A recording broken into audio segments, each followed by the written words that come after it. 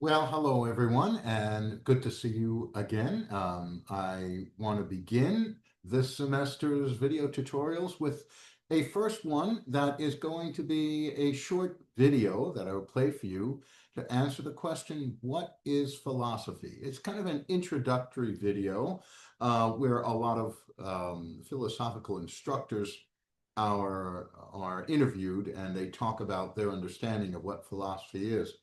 However, the very important part of this video is how it explains how famous philosopher Socrates tried to explain to everyone what philosophy was. And he gave this little analogy. We'll talk about it in our next video tutorial a little more as well.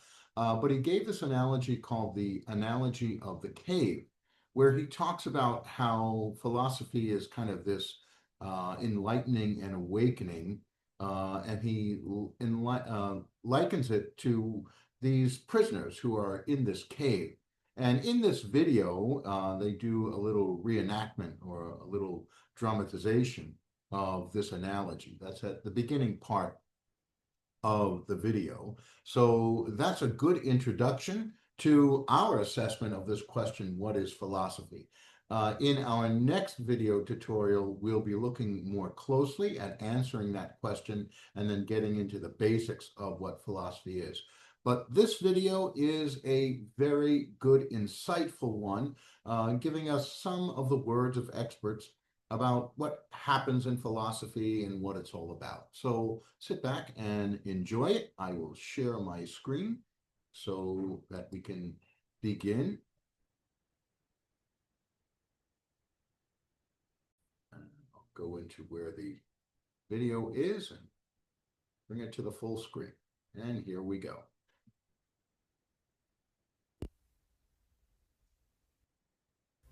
Who said the unexamined life is not worth living? Was it someone ridiculing our cultural obsession with money, youth, power, and fame? Was it a critic of mass media denouncing the unending barrage of messages that tell us what to think and want? Or was it an opponent of weapons of mass destruction, warning us to take stock of where we're heading? Who said the unexamined life is not worth living?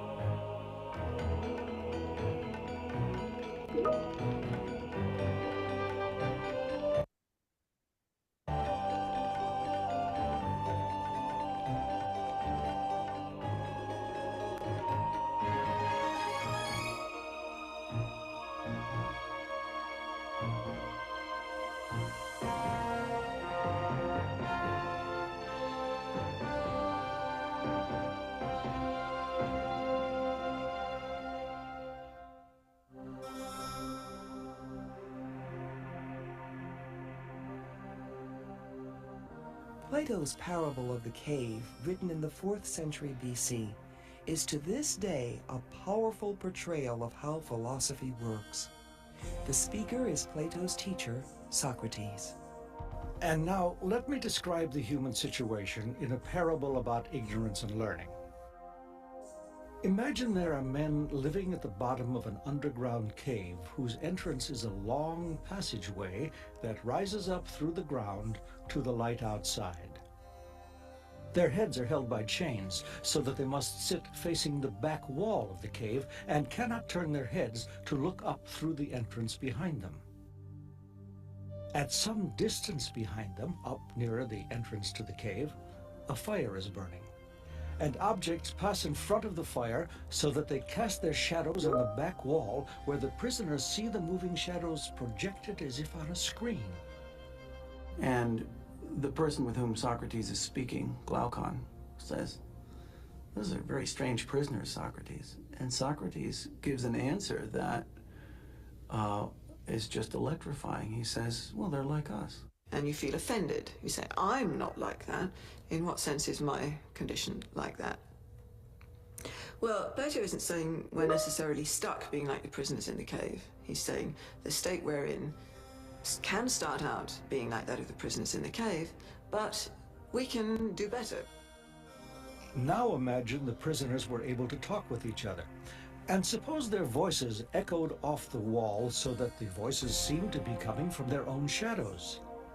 Then wouldn't they talk and refer to these shadows as if the shadows were real? For the prisoners, reality would consist of nothing but the shadows. Now, the obvious thing to think of if you're explaining this to a modern audience, of course, is TV. Now, it's not that there's anything wrong with watching TV, but there is something going wrong if you think that TV shows you the way things really are. And that's what the cave is about. The chains are customary ways of thinking about the world and thinking about our situation. It's what we've accepted from our parents, accepted from the culture around us, from television, from the movies, from the novels that we read. All these assumptions we have about what the world is like. But next imagine that one of the prisoners was freed from his chains. Suppose he was suddenly forced to stand up and turn around toward the entrance of the cave, and then forced to walk up toward the burning fire. Plato thinks most people grow up and they're quite happy with the views they've acquired about things, and they don't like being made to think about them. But someday somebody makes them think about them. And this is turning round. The movement would be painful, and the glare from the fire would blind him so that he would not see clearly the real objects whose shadows he used to watch. What would he think if someone explained that everything he had seen before was an illusion, and that now he was nearer to reality, and that his vision was actually clearer? His eyes would hurt, and the pain would make him turn away and try to escape back to things he could see more easily, convinced that they really were more real than the new things he was being shown. What that is coming to see that a lot of your opinions are second-hand and picked up, and in some sense not really your opinions at all. And this is painful, having to think about why you think about your beliefs, the sources of your beliefs. You realize, well, I only think that because that's what I was taught at school, or my parents brought me up to think that, or something like that. But suppose that once more someone takes him and drags him up the steep and rugged ascent from the cave and forces him out into the full light of the sun.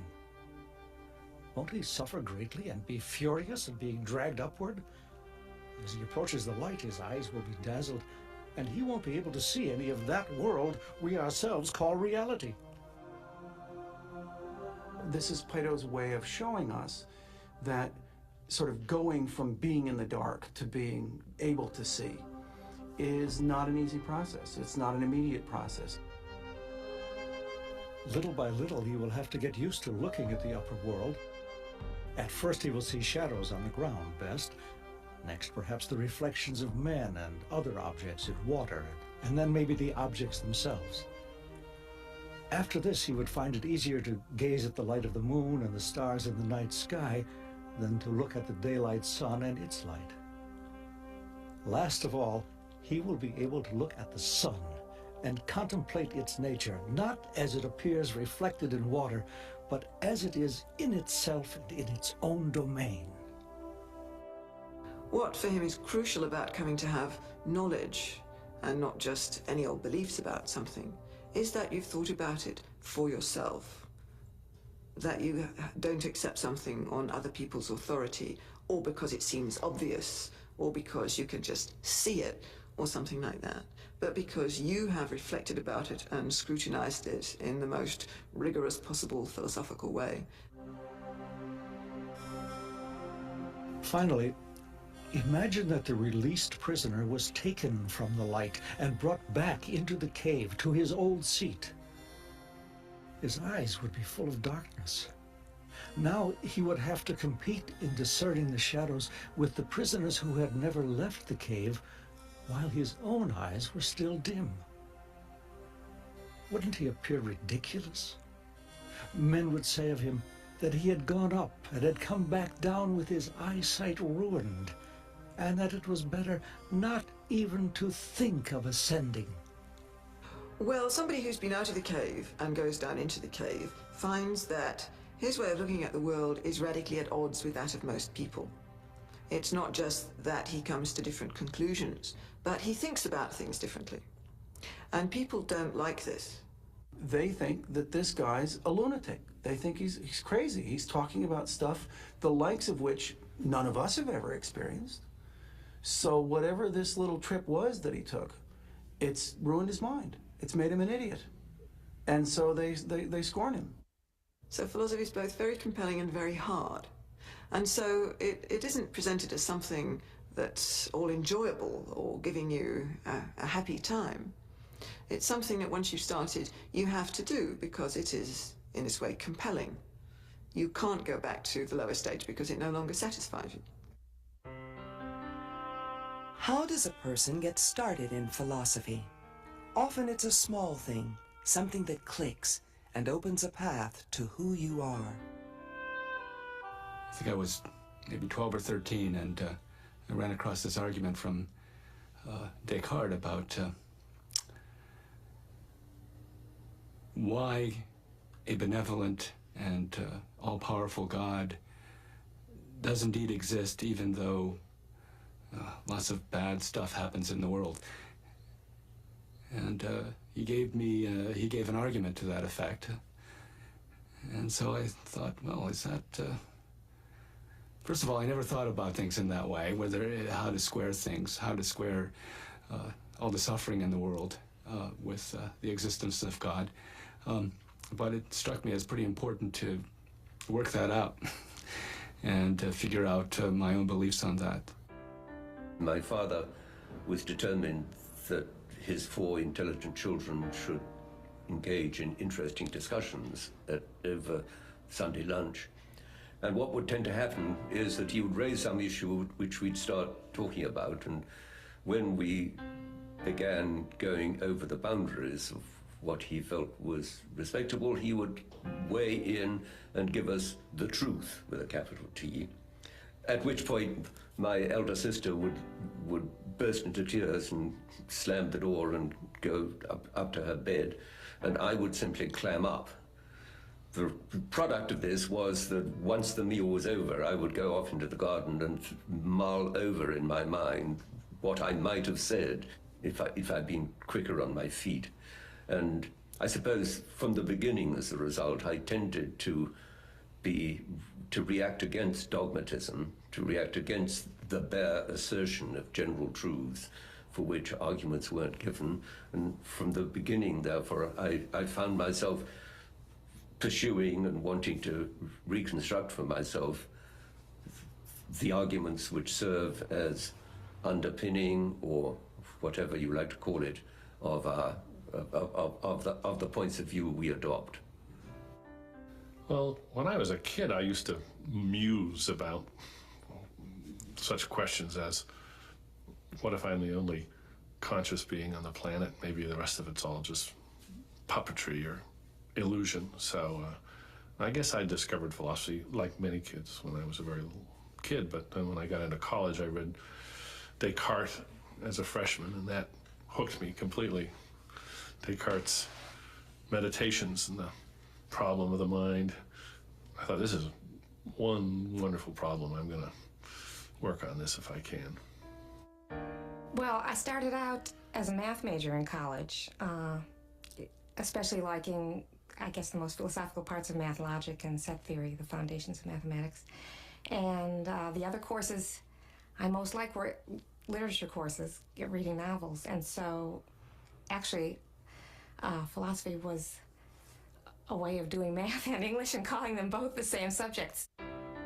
When I got to university, I discovered that there was this field, philosophy.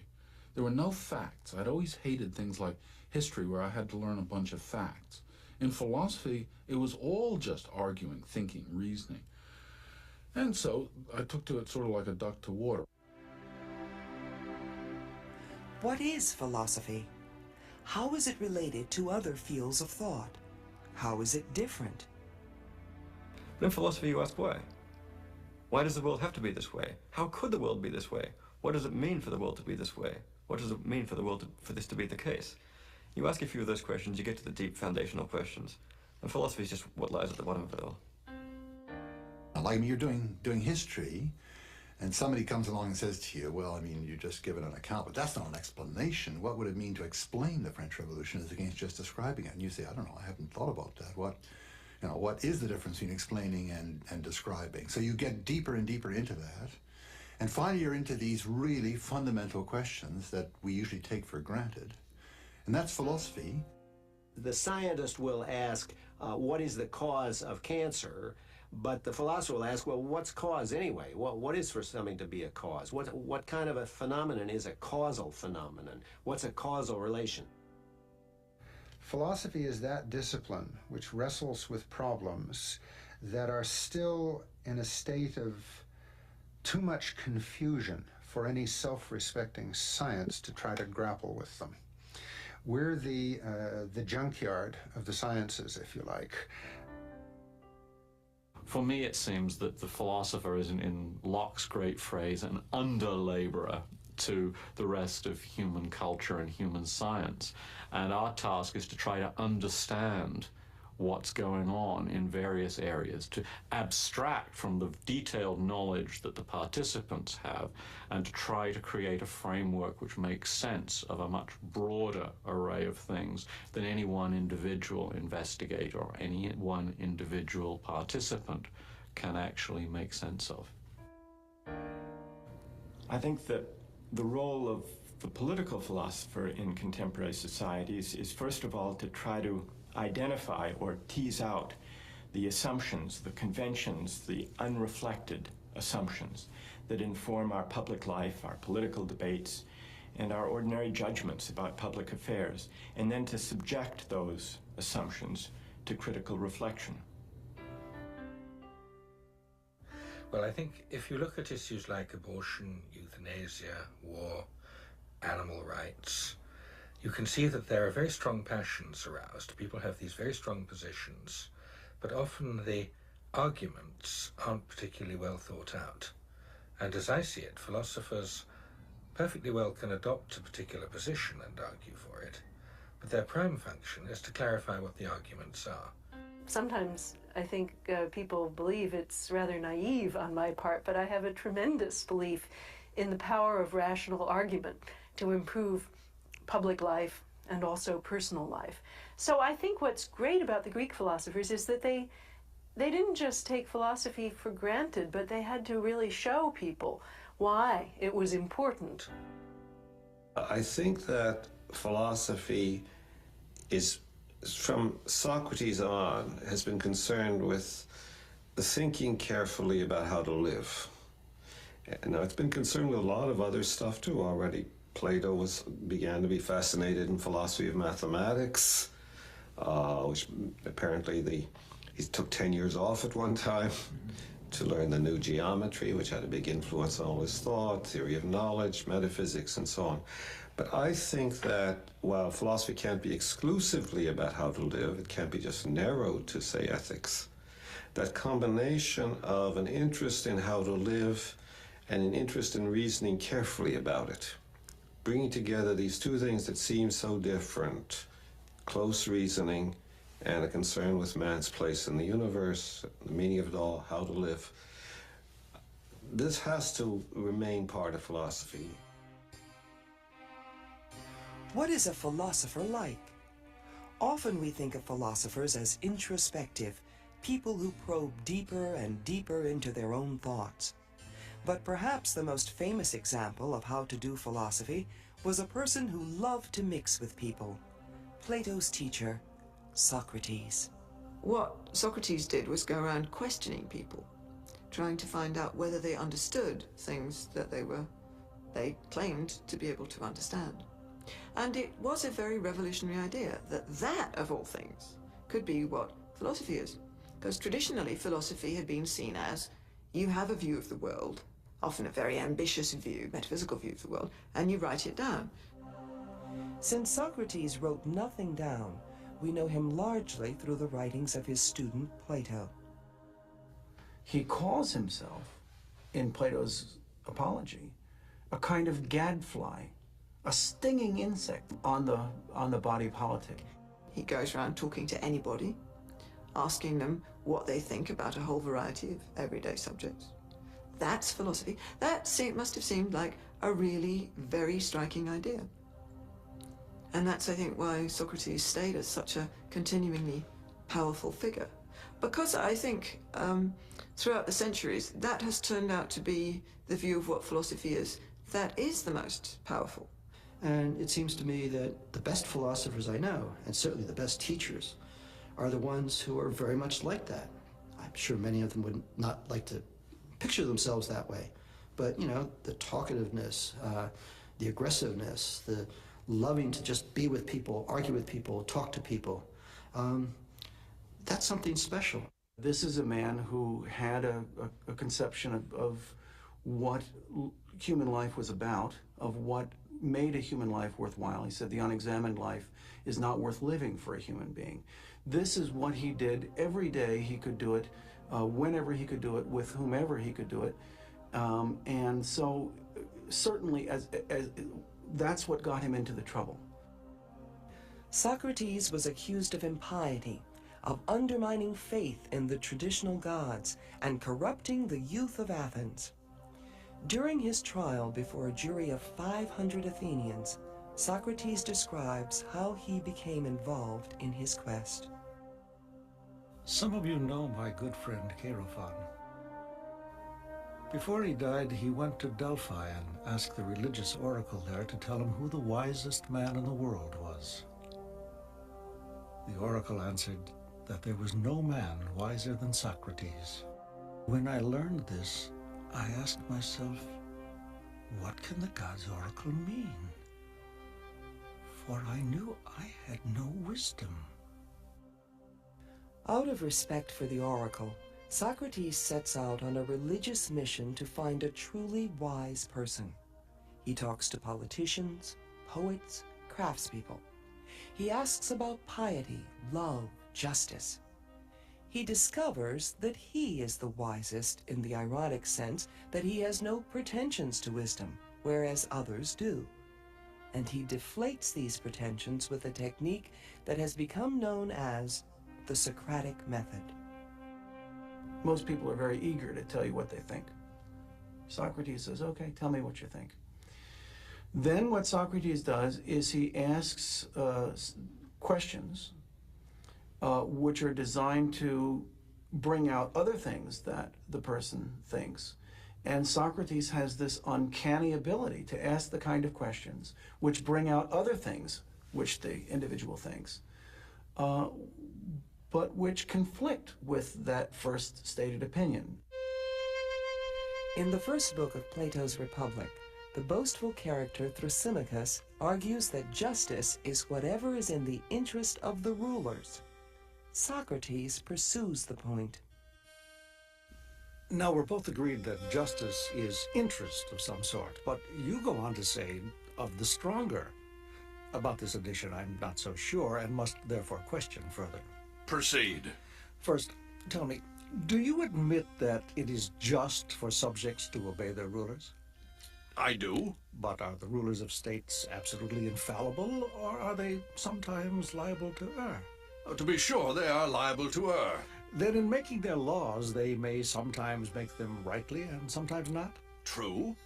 When they make them rightly, they make them agreeably to their interest. When they're mistaken, contrary to their interest. You admit that? Yes. And the laws which they make must be obeyed by their subjects, and that is what you call justice? Doubtless. Then justice, according to your argument, is not only obedience to the interest of the stronger, but the reverse. What is it that you are saying? Well, have we not admitted that the rulers may be mistaken about their own interest in what they command, and also that to obey them is justice? Yes. Then you must also have acknowledged justice not to be for the interest of the stronger, when the rulers unintentionally command things to be done which are to their own injury. Yes, but... Here we have this scruffy question asking. This person who comes, gets up into the faces of his interlocutors and exposes all of the values by which they live their lives as filled with problems, as incoherent, as a conceptual mess. He must have been not only physically ugly, but extremely, extremely irritating.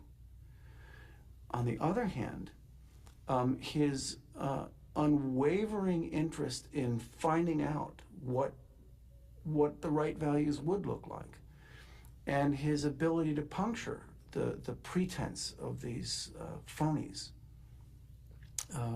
I can imagine would make him also a terribly attractive figure. Finally, much of Socrates' appeal stems from his refusal to compromise, even to save his own life. He concludes the defense at his trial. And if you say to me, Socrates, we will let you go free, but only on condition that you stop your questioning, then I will reply, men of Athens, I honor and love you, but I must obey God rather than you. And while I have life and strength, I will never stop doing philosophy, for my aim is to persuade you all, young and old alike, not to think about your lives or your properties, but first and foremost to care about your inner self. I tell you that wealth does not make you good within, but that from inner goodness comes wealth and every other benefit to man.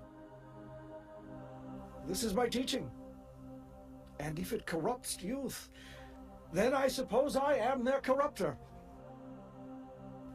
To talk daily about what makes us good and to question myself and others is the greatest thing man can do. For the unexamined life is not worth living. The jury voted 280 to 220 to convict Socrates. Later, he was held in loose confinement. His friends encouraged him to flee, but he refused on principle. And when the time came, he drank the hemlock that was given to him and died. I think that it is important for there to be such a thing as public philosophy.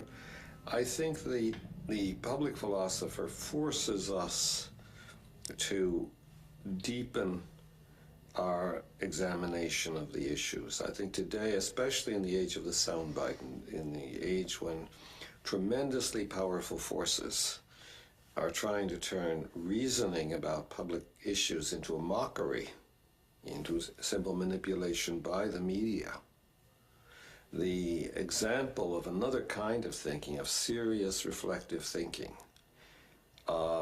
even which goes all the way to metaphysics, is terribly important. If we try to understand the value of philosophy by the values that govern or motivate other fields that are practical in their motivations, I think what we end up doing is we end up losing the intrinsic value of inquiry, the intrinsic value of wonder, the intrinsic value of asking questions and really wanting to pursue the answers and not being willing to take pat, standard, traditional, culturally given answers as the ultimate truth.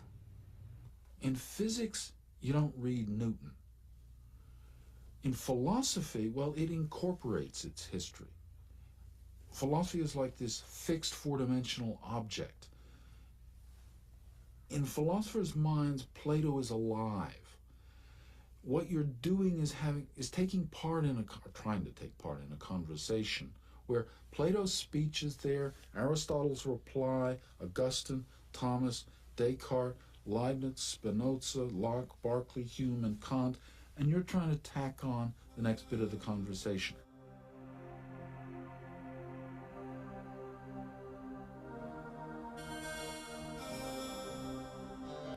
Okay, some pretty heavy and profound things that were shared in that video. And in the course of the next video tutorial and others, we'll try to make them less complicated and tackle each one of them and get into understanding what it means. But this video gave us a pretty good foundation of where we're going with philosophy. It is really all about questions, and we'll tackle that concept and understanding of that in our next video tutorial. Okay, thanks for listening. Enjoy the rest of your day, and I will see you next time.